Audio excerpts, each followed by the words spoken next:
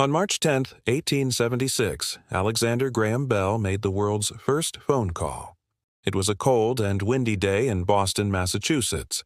Inside their workshop at 5 Exeter Place, both Bell and his assistant, Thomas Watson, were busy working on their latest invention, the telephone. For the past few years, they had been experimenting with transmitting sound waves over electrical wires. They had come close before, but something was always missing. The sound was distorted or the volume too low to make out the words being said. But today was different. Today, they were going to change the world. Now, when people think of the very first phone call, they often wonder what it was about. You know, what historic words did Bell speak into that phone? Well, we can thank Thomas Watson for that.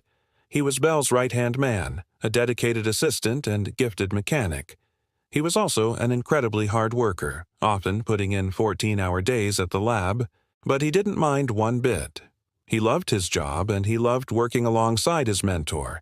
In fact, he was so loyal that he never took any credit for his inventions, even though he was deserving of it.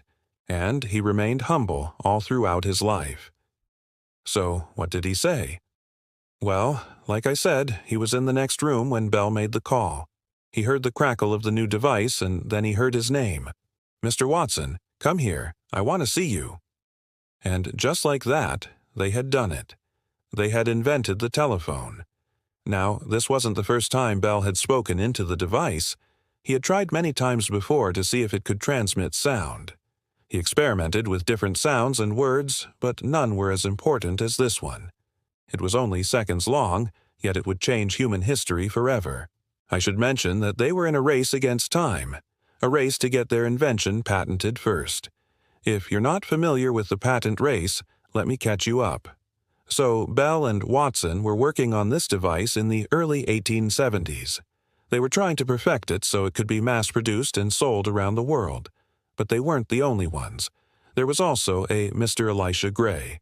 He was an American inventor and scientist who had been working on a similar device. He got so close that he actually finished his prototype a few hours before Bell. But Bell filed his patent just 3 days earlier, beating Gray by hours. I guess you could say that Gray got beat to the punch. He was furious, claiming that Bell stole his idea. But unfortunately for Gray, there was nothing he could do about it. Bell's patent was approved and the race was over. But getting the patent was just the beginning. They had to prove that it worked. Prove that their invention could change the world. And how better to do that than with a phone call? So Bell picked up the receiver and said, "Mr. Watson, come here. I want to see you." And like I said, Watson heard it and he came running. When he entered the room, he was breathless. He asked, "Is this thing going to work?" And Bell replied, "It does, doesn't it?" They both knew in that moment that they had invented something incredible. They had opened up a new world where people could talk to each other instantaneously no matter the distance.